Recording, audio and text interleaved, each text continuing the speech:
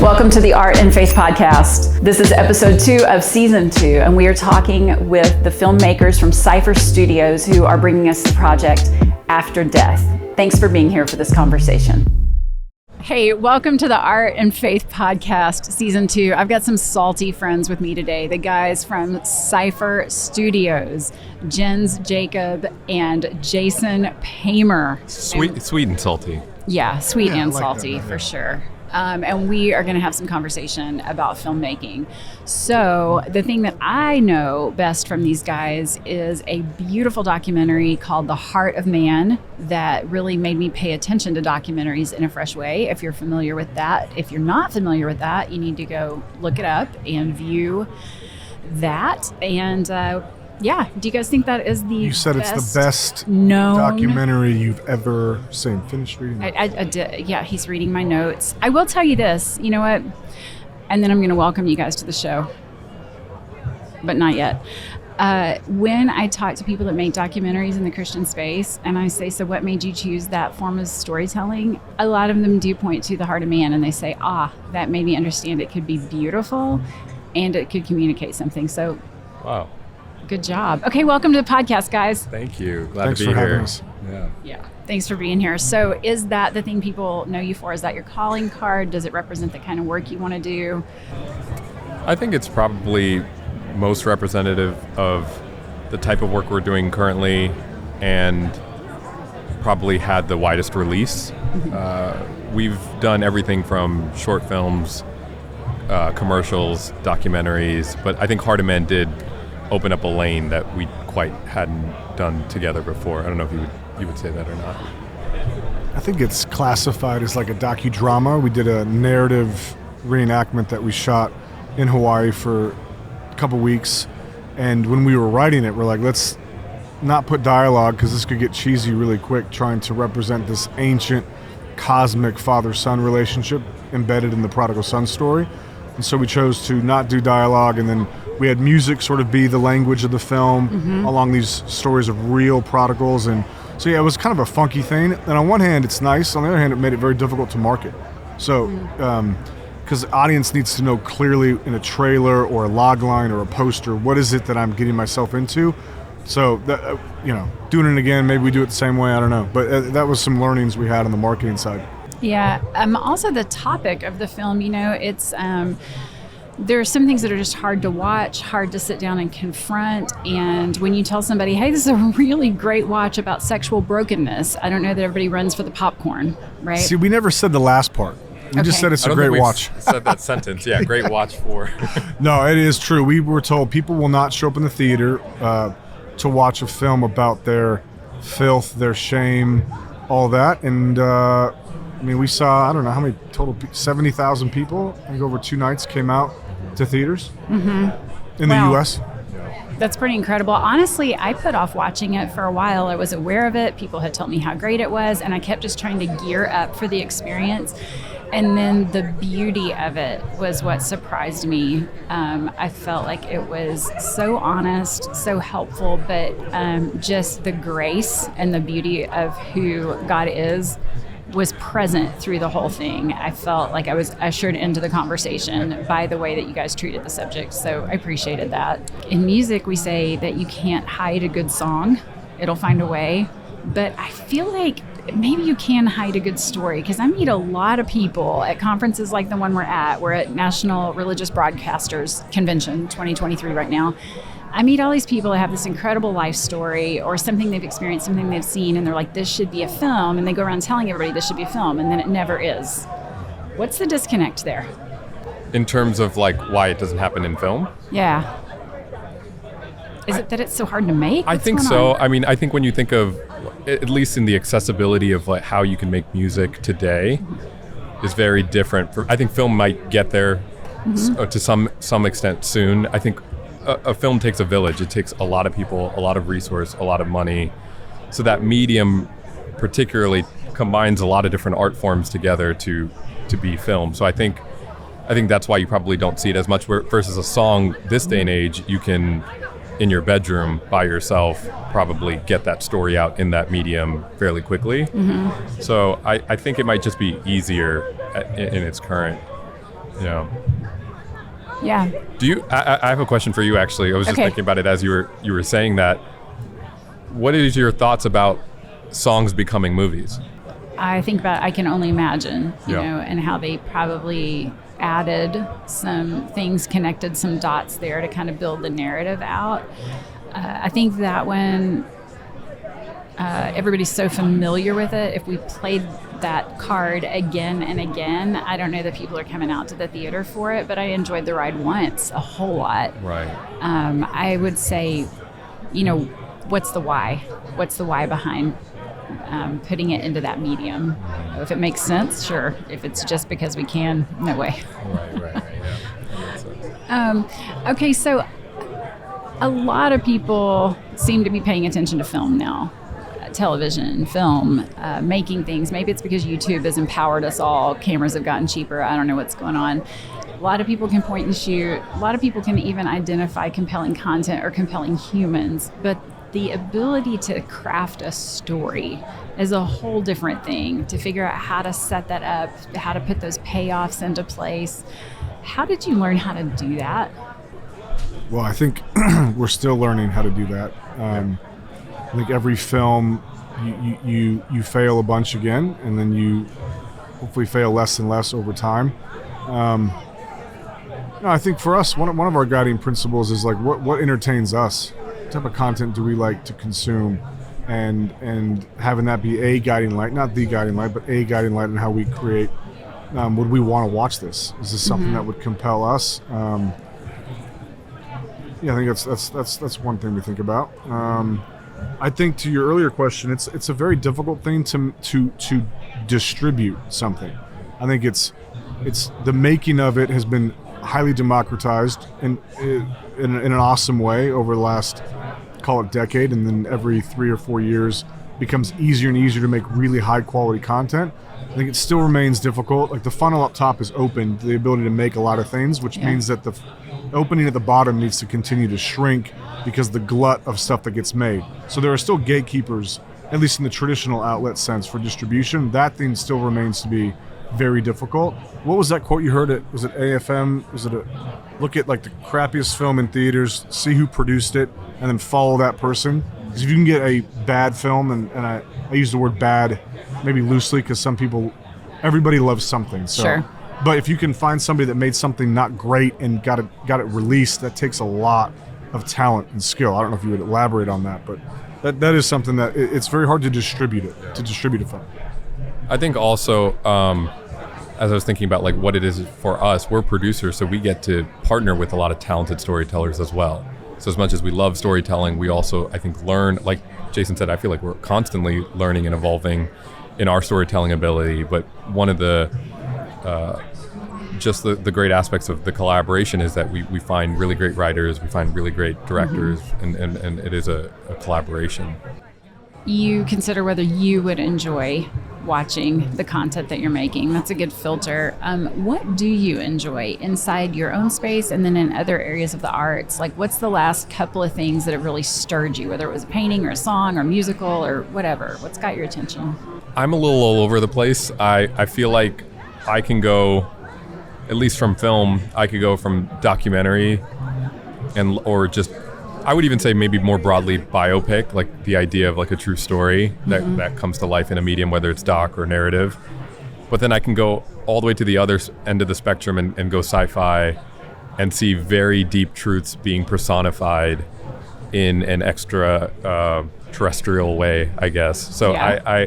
I love either side of that spectrum, and so a lot of that really does, for me, inspire me. I'm trying to think of what I've seen lately. It's been, as you start to make things, it's hard to watch things at the same time. Yeah, that's fair. These are, let's see. The Greatest Showman is one of my favorite all-time movies. That might be the perfect movie. It's perfect movie. And this is a big deal coming from you, the music background. But to me, it's like, and this is not to say anything negative about anybody that's made a film more on the nose in a gospel sense, but to me that's got the greatest illustration of the gospel. And that's the type of stuff that I think we'd love to really get into making, right? Heart of Man, we were we feel like we were called to make it. It was a passion project in many ways. We're proud of it, but it's not necessarily the thing that we would want to continue to make. I think we want to continue to make the thing that it's more deeply embedded, right? It plucks sort of these universal heartstrings in a way that is less on the nose, but more resonant, deeply resonant. So I think Prisoners was a movie that he and I love, so we love a good thriller. So I actually, from a career standpoint, don't think we've yet entered the place where we are actively making the things that we actively consume. I think we make things that we care about, things that have a pathway to financing, things that have a defined audience. These are all check boxes in the content that we currently have. But I don't think we've yet made things that we've touched a number of things. We've gotten really close many times on making like that film that we would just absolutely die making. We haven't done it yet. Do you know what it is? Well, I mean, how much of this can we say? Yeah, well, so there was a remake of The Count of Monte Cristo. Okay. That we were very, very excited about. Incredible creative director, writer. It's one of my favorite films. It's a phenomenal book. It's, again, one of those great examples of the gospel without citing chapter and verse. It's a profound story. Yeah. I think we also do have some projects that are in, I call it the vault, that are even to my earlier point about true stories. We have a couple of those that I think I would be very passionate about watching, if we could make that today. Yeah. I hope you get to make them. Yeah. It's exciting to think about Thank you. what is going to be new from you guys in this year. We've got a film coming out May 30th called I'm Not Crazy, I'm Sick, which is a look into chronic illness and Lyme disease and various tick-borne illnesses. So it chronicles 3 different families and all of different socioeconomic classes, and kind of just shows what they go through and some of the direct and indirect ways that chronic illness can affect a person and a family. Mm-hmm. You want to talk about After Death? Well, in that film, we feature WNBA MVP Elena Deladon. It's one of the stories that we follow in the film.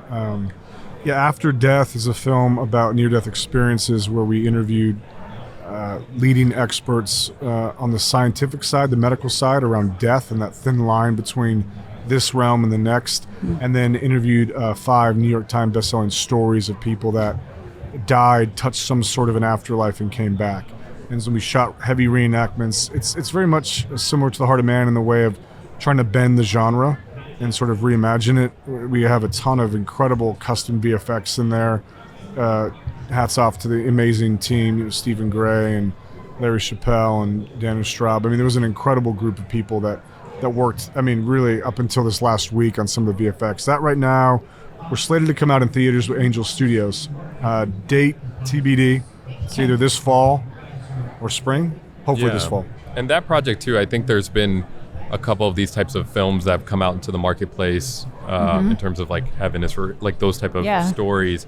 And I would say ours is very different than what you've probably seen in terms of both the interpretation of heaven and the, call it the vehicle that you take on the ride there. So it really straddles this interesting, if you are somebody that questions what happens after death, very much encourage you to watch it, because you're going through all the questions that you probably have asked in this film. And I think it does a really good job of trying to shed some light. Well, and that's how our director started the journey. His brother-in-law died in a tragic accident, and he wanted to know, where is he? Will I ever see him again? Yeah. He grew up in a Christian household, and yet at the moment of death, being confronted with loss, you do start to question these things. So this film is very much for anybody that's touched or experienced death and wants to know, will I see my loved one on the other side? Mm-hmm. And we get to the point up until giving that answer, and then sort of we crack the door a little bit. Okay. And one more time, what's the name of the project? After Death. After Death. Okay. It's interesting. I can't wait to see that. A minute ago, you were talking about how when you're in the middle of making, you're not doing a lot of taking in other people's content. That makes me want to ask you, just on a day-to-day basis, when you're kind of in the grind on something in your life, whether you're kind of mapping out work or whatever you're doing, are you people that like background noise, or are you silent when you go into your work zone, and if you have background noise, what kind is it? Is this like a fan app? Is that what you're referring to? I love fan apps, so he's making fun of me. Go ahead. I like, I guess it depends. There's a bunch of research that just came out around the cognitive load when you actually have any noise. So this really relates to starting new things instead of maintaining or working on things you've already started, but the ability to start something new with noise. It doesn't affect work ethic, so it's hard to judge, but it actually reduces your cognition, the ability to actually execute at a high level. So until yesterday, I was a huge fan of listening to instrumental musical scores. Like I love film scores. I listen to film scores a lot. I've moved into this brown noise space. Yep. Brown noise is a thing if I'm trying to get like real task heavy. I'm different because I've noticed that with Jason, like loves to have music or something in the background when he is, and it's inspiring to you, I think, in most Makes cases. Makes me dumber, but I do like it. Yeah. But for me, like I think that noise is already in my head. Yeah. In a lot of ways, like I'm constantly in thought and process and thinking that sometimes I even forget when I'm in a car riding with somebody that there's no music or anything. It's just and for them, like that silence is so loud, but for me, I don't even recognize that there's silence there. So I don't know what that says about me, but yeah, probably that you have a rich internal monologue. Yes. Yeah, I just drove from Dallas, Texas to Orlando, and I never turned the radio on once. And it was so refreshing. You liked it? It was so refreshing. It had been You very come from people-y. music. So maybe Well, when you work in music, this is not a comment about any of the people I work with who are known, because they are awesome and their music is fantastic. But you end up hearing a lot of bad music, just like I'm sure you end up getting a lot of bad pitches, right? So I'm so tired of hearing bad music and bad conversation and bad logic on television, that just the silence is beautiful in my life right now. But if you had to listen to one song from Dallas to Orlando, what would it be? On repeat. Psalm 46 from Shane and Shane. That's my jam. I love that song. Lord of Hosts. Yeah. That's my desert island to go to. Yeah. It's a good one. Okay. If you guys didn't make films, what would you do? This is your time to shine. Go. I love creating, and it doesn't matter what form or medium that takes. Okay. So I know I'll always create, even if film stopped tomorrow. We're currently actually developing an app, a software, and it's really interesting because it's a whole new medium. It's a whole new type of creative muscle that you're stretching. But it is something that we have started doing on the side. At least, but it's still film related. It's still production related. So it's like really nice to be kind of in both spaces. But I can also see myself just doing anything that's creating, whether that's music. We both love music. Like I could totally see us like producing an album or something like that at some point. Yeah, I don't know. Do you have any? I mean, this film tech thing that we're doing, I'm passionate about as well. I do like. So he framed it as creating. I like going ex nihilo, out of nothing into something, which is another way of saying create. I do like that idea. And as a producer, you get the idea, the script, the book, the podcast, the sentence, the billboard, and any number of pieces of inspiration. And then you got to go from that seed to, okay, who needs to come around it? What's the key creatives? Does it require financing? If so, how much?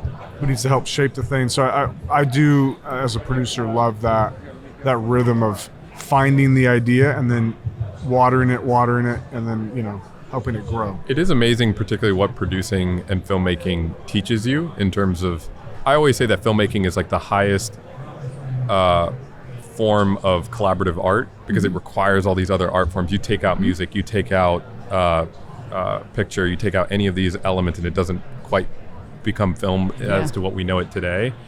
And as a producer, we have to touch all of those areas. And so I think because of that, it shows you the breadth of what you're capable of managing and teaching and creating.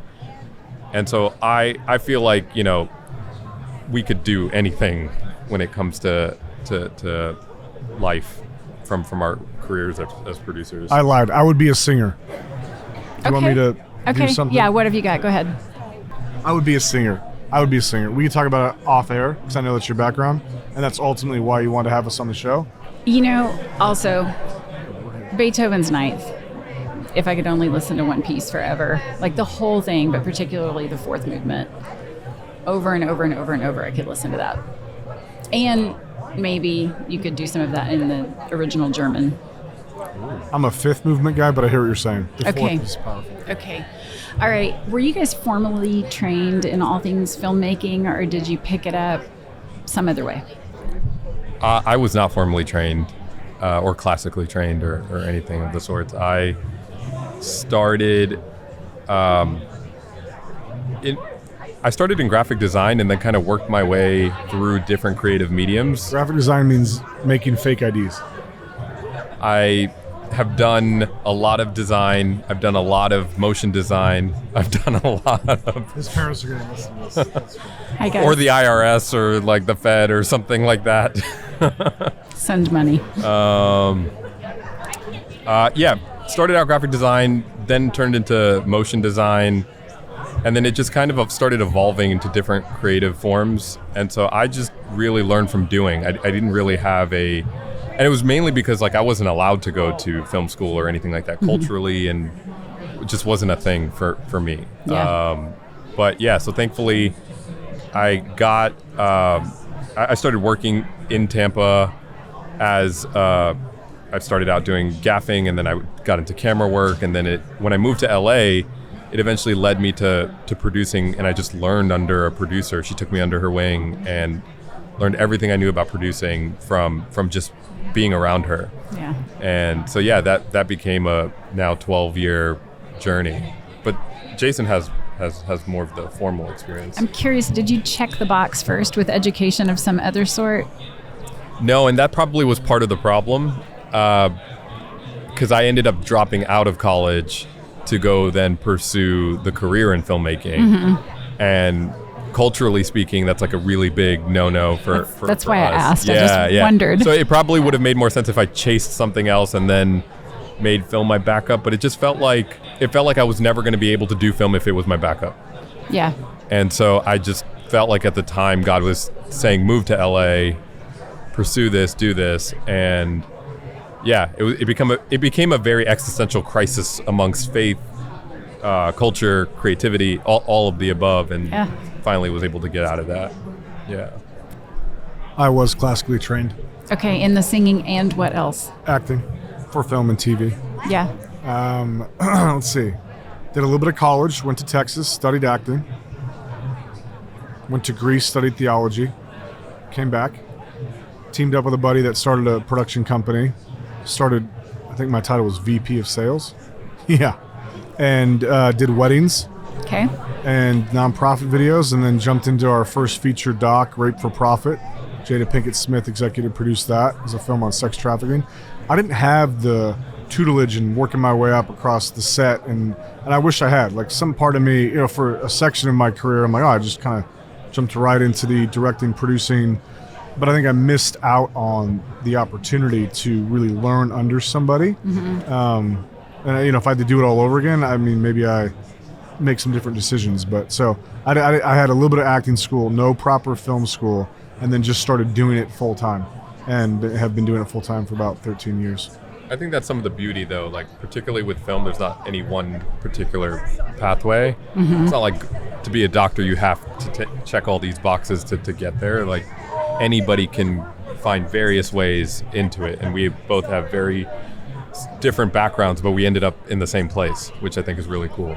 Well, we tell kids too, get a business degree. Like if you want to get into film, it's probably wise to get a business degree, because so much of making a living at filmmaking requires, accounting. I mean, this guy's essentially a part-time, full-time accountant as well. And if you want to do it at a certain level, you have to have a level of skill set. And then we tell kids too, it's like, you could give me a degree from NYU, a master's in cinematography. or show me your short film give me a Vimeo link. And if I see the Vimeo link and I'm like, oh, this person has the eye, the approach, the thing, we will fight for giving them opportunities on our sets. And we've done it many, many times. In fact, I think all of our full-time staff right now started off at a drastically different role with us than where they are today. Head of post, head of production, head of development. These folks are incredible, but they were not there when they came to us. They were different places in the filmmaking ecosystem. So if this is a show don't tell space in general, so show us the log line, show us the script, show us the short. The degree, if I have 3 people, a person with no degree and a short, a person with a degree and a short, and a person with, what's the other thing? Third thing? The third category, which I can't name on camera. We'll take the person that has the most credentials and the best thing, but I'll take the person with the best thing and no credentials too. Sure. You know? Yeah, that makes perfect sense.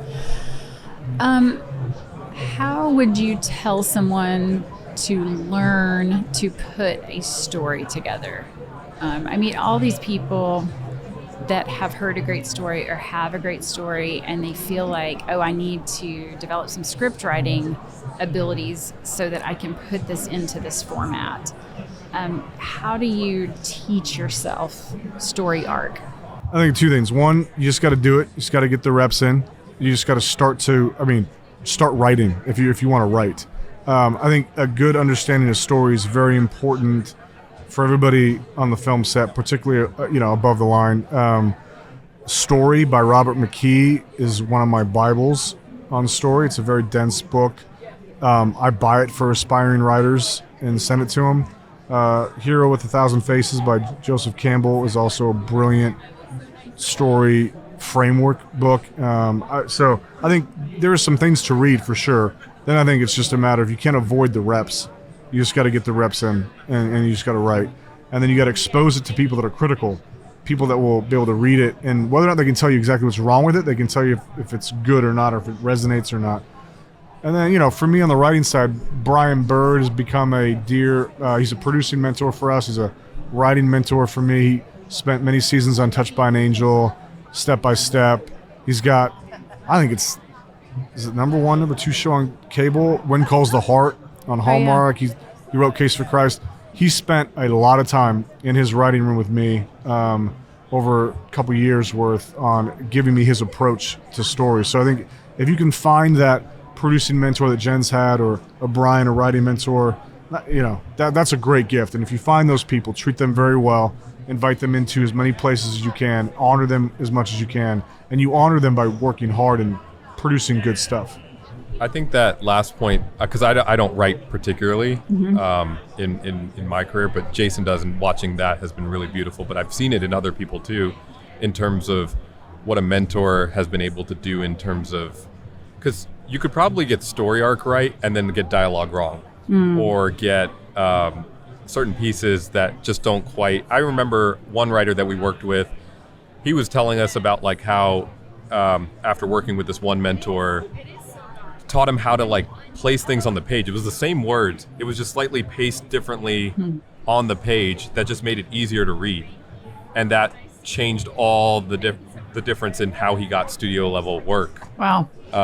So I would say a mentor, there's things that probably we don't even know that a mentor can only speak into, that has journeyed before you to be able to do something like that. Yeah. What other secret talents do you have? For those of you listening to the show, doesn't matter if it's 30, 45, 60 days later, go to youtube.com, type in Jens Jacob worship. This guy, for years before film, was a worship leader. On stage, keys, was the space? Going to YouTube now to delete everything. So Jens is a, what do we say? Awesome. Polymath? Somebody that's like, Yeah. This guy. No, I think they call it a master of none. I think that's the term. Sounds like probably not. Okay, what should I be asking you guys that we haven't talked about yet? What do you want to share? We're doing a documentary on Nick Vujicic. We are getting toward the end of that post process. We're very excited about that. He's a dear friend. Jens took him to 28 countries back in 2013 and produced the kind of the video component of all that, and has been talking to Nick for a decade about making a feature too. So we have a doc and a feature. that we are hoping to get into pre-production on the feature biopic for the story of Nick Vujicic. So those are two films on a life and a man that, so inspiring. And I think the earth and the people on it desperately need that story. Yeah, I agree. You want to talk about War Unfolding? Yeah, we have a feature doc called War Unfolding. That's got the biggest build talent on any of our projects. Annette Bening is going to be narrating. Laura Dern performed for us. Gary Cole, Paul Walter Hauser, Incredible DeWanda talent. Wise. Yeah, I mean, incredible working actors that are in big shows, big movies, and they are performing these war letters. So we follow a New York Times best-selling historian who has collected a couple 100,000 letters of war from the Revolutionary War to present-day emails and texts. And so this film brings these letters to life through VFX and then on-camera interviews and then these talent performances to camera. We're hoping for around a Veterans Day release of this fall. This has been very fun, very exciting to hear about what you have done and what you have coming up. And the fans cannot be held back any longer. We are going to break, so you guys can get over there. Anyway, thanks for tuning into the Art and Faith podcast. Glad to have these guys from Sypher Studios here. Appreciate your time, guys. Thanks for having us. Yeah, thanks for having us.